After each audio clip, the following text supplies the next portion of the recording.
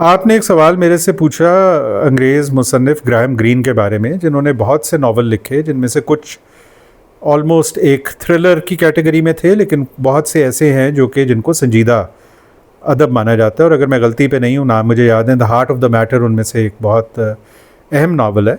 मेरा ये मानना है कि ग्राहम ग्रीन उन बहुत बड़े राइटर्स में से है जिसको अब थोड़ा सा भुला दिया गया है, लेकिन अगर आप उसको देखें, उसका काम और उसका जो सारा रिपोर्टवा है, तो वो बहुत इम्प्रेसिव है। मेरा पसंदीदा उसमें से एक नावल जो मैं इसलिए ज़िक्र करूँगा कि उसमें जो मौज़ूआत हैं वो भी दिलचस्प हैं, लेकिन जो तासुर वो आप पे वो पैदा करता है, कैफियत पैदा करता है, वो है the end of the affair, जो कि एक ममनुआ मोहब्बत के बारे में है। और उसमें क्रिश्चियन थियोलॉजी और क्रिश्चियन थियोलॉजी से पैदा होने वाली जो एहसास जुर्म है और किस तरह से वो आपको झंझोड़ता है। चूँकि देखें, मज़हब का हमारी ज़िंदगी में हमेशा से बड़ा एक रोल रहा है, और इंसान के क्या रिश्ते उस्तवार वो कर सकता है दूसरे लोगों से, उसको ज़ाहिर है मज़ाहिब ने और माशरे ने हमेशा से रेगुलेट किया है।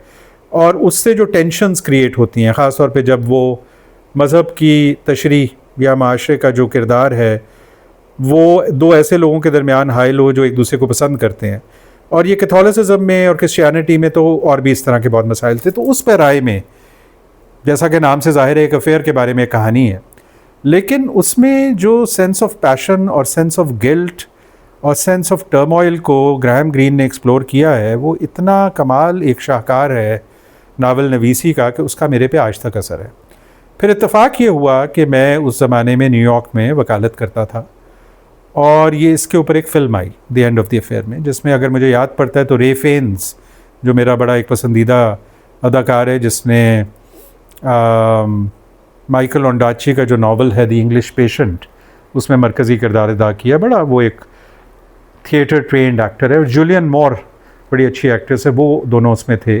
और वो कम फिल्में हैं जो कि एक लिहाज से पूरी तरह से एक माहौल, एक अच्छी किताब का पकड़ लेती हैं, ये उनमें से है। ये और बात है कि हमेशा की तरह किताब में जो टेक्सचर है और जो लेयर्स हैं वो इतने ज़्यादा है कि कोई भी फ़िल्म उसके साथ पूरी तरह इंसाफ नहीं कर सकती।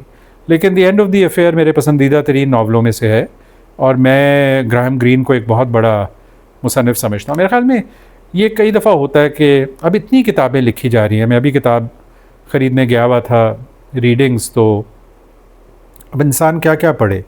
लेकिन मेरी अब कोशिश ये है कि जो लोग बहुत मुस्तनद समझे जाते हैं किसी वजह से, और जिन लोगों को ऐसे लोग मुस्तनद समझते हैं जिनको मैं मुस्तनद समझता हूँ, मसलन सलीम उर रहमान साहब अभी हम जिक्र कर रहे थे कि उनको भी ग्राहम ग्रीन बहुत पसंद है, जो उनको भी बहुत पसंद था। इसी तरह जॉर्ज ऑरवेल को बहुत अहम समझा जाता है 1984 और एनिमल फार्म की वजह से, लेकिन जॉर्ज ऑरवेल का जो कैनवस है वो इतना वसी है।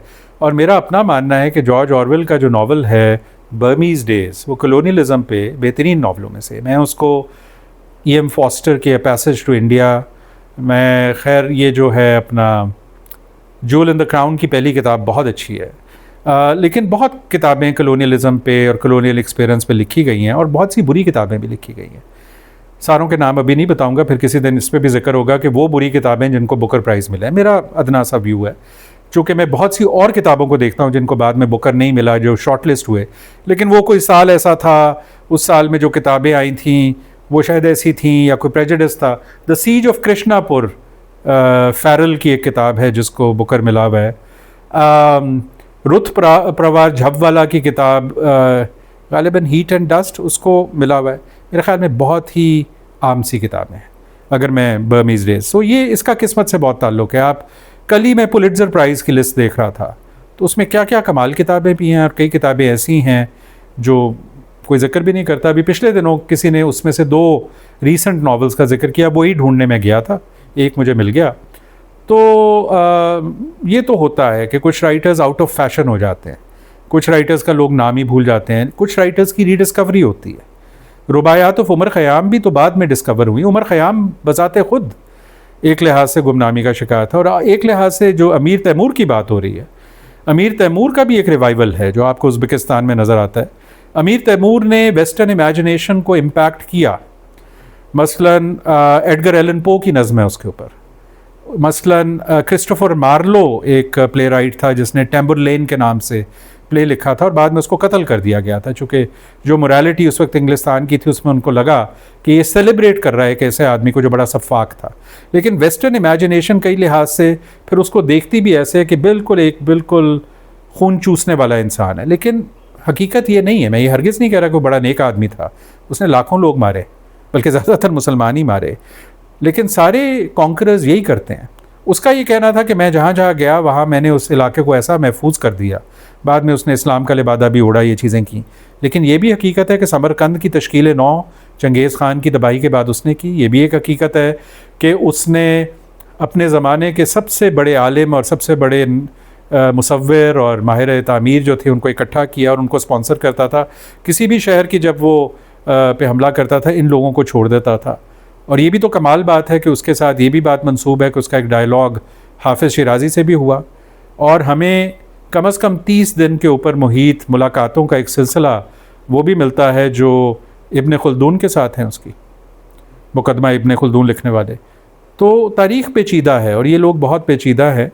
लेकिन बात ग्राहम ग्रीन से शुरू हुई थी, तो ग्राहम ग्रीन पेचीदगी को कैप्चर करके जहाँ पे ह्यूमन कॉन्ट्रडिक्शंस हैं, तज़ादात हैं, इस्तेसाल है और जज्बाती तौर पे कुछ लोगों की मौत हो रही है, उनको कमाल माहिराना तरीके से वो पेश करता है, इसलिए मुझे वो नावल पसंद है।